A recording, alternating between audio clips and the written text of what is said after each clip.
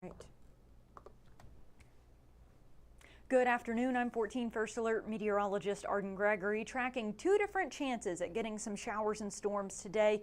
One happening right now. We've got this rain moving through, but notice the heavier rain, the stronger thunderstorms. I'll put on the lightning here so you can see the lightning really shows where it's a little stronger, more activity. All of that is to our south, including one severe thunderstorm warning. But we're also tracking this line, this very broken line of showers and storms off to the northwest, stretching through Illinois and Missouri. That is also headed our way. So two different chances at getting some rain and thunderstorms. Right now, we do have just some light scattered showers stretching from about southern Warwick and Spencer County back through Davis County, McLean, and then into Hopkins County, with a few spotty showers in parts of Posey, Vanderburgh, Henderson, Union, and Webster counties as well. But notice the lightning, the only lightning in the tri-state is in far southern Muhlenberg County, and then just south of there they do have a severe thunderstorm warning in Logan County, but again, that's out of the tri-state. These showers and storms will continue to push off to the east as we go through this afternoon, and then this evening we'll turn our attention to that next line of storms I mentioned that's currently up in Illinois and Missouri. That'll head our way this evening, but it looks like that will weaken as it pushes into the tri-state. So I'm not really sure how far it'll make it, if that rain will actually push through the region. Either way, it certainly won't have the same intensity it's going to have in Illinois this afternoon. So it just kind of falls apart as it moves into the tri-state later this evening into tonight. Tomorrow, partly to mostly cloudy, maybe a stray shower earlier in the day, but better chances in the afternoon. We're still not talking about a washout here, just a few very scattered showers, maybe a thunderstorm, mainly Wednesday afternoon into Wednesday evening. Then that rain tapers off as we get into Wednesday night. Thursday, I think we'll see more sunshine, but we still see that chance of a few showers and storms cropping up in the afternoon. As for our thunderstorm risk, we are sitting at a level 1 risk for those storms later this evening. So the rain moving through right now poses no threat. It's just some showers and maybe a little lightning, mainly in Muhlenberg County. But those storms later this evening, it's unsure exactly how quickly they're going to weaken out. So if they hold together a little bit better than we're really expecting them to, we could see an isolated stronger or maybe even severe storm in the tri-state. But again, there's a fairly slim chance of that. It looks like they're really going to weaken out pretty quickly as those storms move into our area. Then both tomorrow and Thursday, we're outlooked in this brown color here for general storms. So we may get a pocket of heavy rain, a few bolts of lightning, a little rumble of thunder, but it would just be general run-of-the-mill garden variety thunderstorms, nothing that would be severe. So if we do get any stronger storms later this evening into tonight, it would most likely be in southeast Illinois. And the concern with that is that those storms may be capable of producing some very heavy rain along with an isolated damaging wind gust. We're sitting at a level 1 risk for both flooding and damaging winds. But again, those storms are expected to weaken as they move into the tri-state, so overall our severe weather threat is very low. As for our temperatures, that rain that moved through really cooled us off. Madisonville sitting at 79 now. It's currently 84 in Evansville. As the rain moves out, I do think we'll warm back up a little bit through this afternoon, climbing into the upper 80s this evening and then falling back through the 80s later tonight and eventually bottoming out in the lower 70s by early tomorrow morning. Wednesday, as I said, partly to mostly cloudy, maybe a few showers and storms, mainly in the afternoon and evening, but nothing widespread and nothing severe. High temperatures will be in the upper 80s. We continue to see highs in the upper 80s to low 90s through the rest of this week and into next week. You'll notice every single day we have at least a slight chance of rain.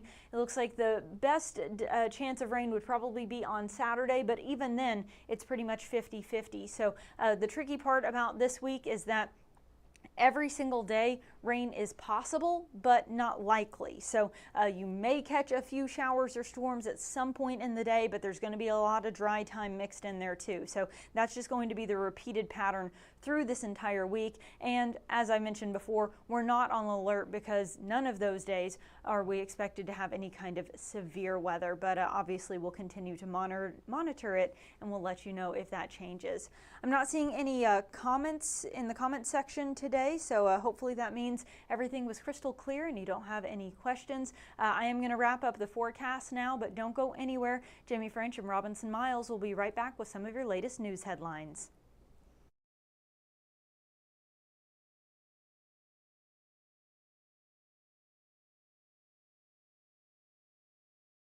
Stay informed on your local news and weather throughout the day by watching the 14 First Alert streaming shows. At 8:30 a.m., get your First Alert forecast to plan the day ahead and catch up on the news that happened overnight with the 14 News Sunrise team. In the afternoon, get the latest headlines, forecasts, and a preview of the stories we're working on with the 14 First Alert streaming show at 2:30. And get an in-depth look at the 14 First Alert forecast so you're ready for the next big thing with the 14 First Alert weather show at 9 p.m. Watch the 14 First Alert streaming show that fits your schedule and works best for you. Streaming on your phone by downloading the 14 News app and the 14 First Alert weather app.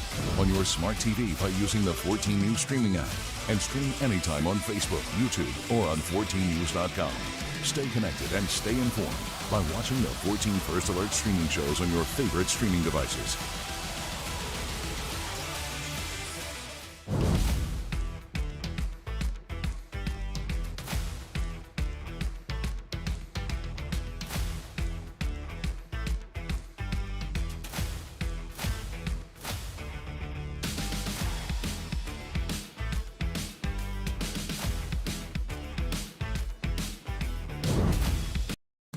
Live from 14 News, this is a 14 Digital News Desk update. Good afternoon, everyone. Thanks for joining us for our 2:30 streaming show. I'm Jamie French. And I'm Robinson Miles. As you can imagine, a lot is going on around the tri-state today, so let's go ahead and jump into it. Our very first story is actually out of Hopkins County. Now, that's where we have a safety alert where health officials are warning of a parasitic infection which is spreading in the area. Yeah, that's right. The health department says they've discovered a Giardia outbreak, which is caused by a parasite that's swallowed and goes through the intestinal tract. 23 cases have been reported in Hopkins County in the last month to the health department. Now, this parasite can be found in lakes, pools, streams, and from unwashed hands. Officials say right now they are tracking the outbreak, and there is no evidence yet of where it came from. But our Isaac Calvert is in Hopkins County today, speaking with those health officials to learn more about what exactly is going on, how better to protect yourself, and things like that, and pretty much trying to get to the bottom of where on earth this came from and why people are getting sick. An important thing to keep in mind, especially this time of year, a lot of swimming, a lot of people taking advantage of the weather. So it's one of those good things. Maybe just keep this in the back of your mind as you approach those things. Of course, go out and have fun, but there are things that we can do to keep ourselves a little bit on the safer side. Absolutely. All right, let's talk about a traffic reminder in Henderson that caused me quite a bit of headache this morning, and for the hundreds of other people stuck in traffic. They are doing some paving work along the US 41 strip in Henderson. It started yesterday. Now, we know that crews are applying new asphalt to the roadway from the north end of Highway 60 on off-ramps to Highway 41 to the state line on the north side of the Ohio River. Now, work is going to take place between 6 p.m. and 7 a.m. each night with lane closures overnight, but crews will be doing some work during the day today and tomorrow as well. So plan ahead for that because it has caused quite the traffic backup this morning, as our beloved Jamie French can attest to during the morning commute. Yeah, that's right. And really, Rob, when you think about it, if you guys remember, we told you several months ago about the new construction on the Twin Bridges where they're constructing those R-cuts, pretty much those U-turns. That's been going on for several months now, and I think it's expected to go most of this year. So when you combine that with pavement work on the strip, I mean, it is just a traffic nightmare. So you gotta really prepare when you leave the house and prepare to be patient and sort of just wait for all of that to clear up. But thankfully, the pavement work will be done by the end of July. Maybe that'll alleviate some of those concerns. You know, and this seems to be kind of a running trend all the way around the tri-state, that even if you don't go through Henderson all the time, hopefully you kind of have these skills with Lloyd For You work or coming to the Blue Bridge, all these things happening in Henderson. For sure. No matter where you are, just maybe keep that in the back of your mind and be ready to kind of check on what the state of things are, know Sit what the in traffic for a little 100%. bit. Yeah, have your backup routes in mind, as I know you do if things get bad enough. You've experienced that more than once.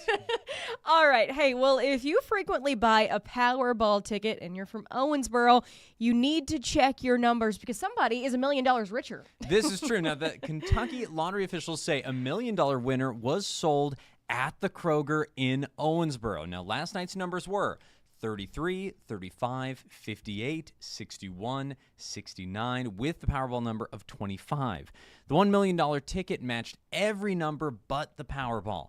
Officials say the winner has 180 days to claim their prize. So someone, when they catch on, is going to have a pretty nice day. Can you imagine just like strolling into the Kroger in Owensboro and think, I'm going to test my luck, and it wins? I don't know why that just blows my mind, because I'm just not that lucky, so I can't imagine that it would ever happen to me. But I'm sure this person thought the exact same thing, and here they are, $1 million richer. I feel like it happens so often that a lot of times people will accept winnings for things like this with a trust so they can remain anonymous. Yeah. I wonder what like kind of the in-between time is. Like, but you haven't claimed it yet, and you're still just trying to go to work and be chill. Like, what do And you like talk not about tell with your everyone, like, hey, I just won $1 million from the Powerball. Like, Yeah. oh, I would have to just post it on Facebook, Oh, which would not be a 100%. good idea. Oh, but- and I'd be so not subtle. Like, if you guys were to buy a sports car, what would your favorites be? Which color? You know, What if kind? you had some thoughts. I'm brainstorming something unrelated. Not for me, but yeah, Right, that's just funny. in theory. Yeah. Well, that's awesome. Hopefully, check your ticket if you bought one. Hopefully, you guys can claim your prize. Very true. Now, of course, that's going to wrap up our little segment here this afternoon. Thank you, of course, for joining us. And we're going to have all of these stories in more detail, plus a whole lot more a little bit later tonight. The evening shows at 4, 5, and 6. Then, of course, at 14 News at 10. Absolutely. All right. Thanks for joining us this afternoon. Have a great day.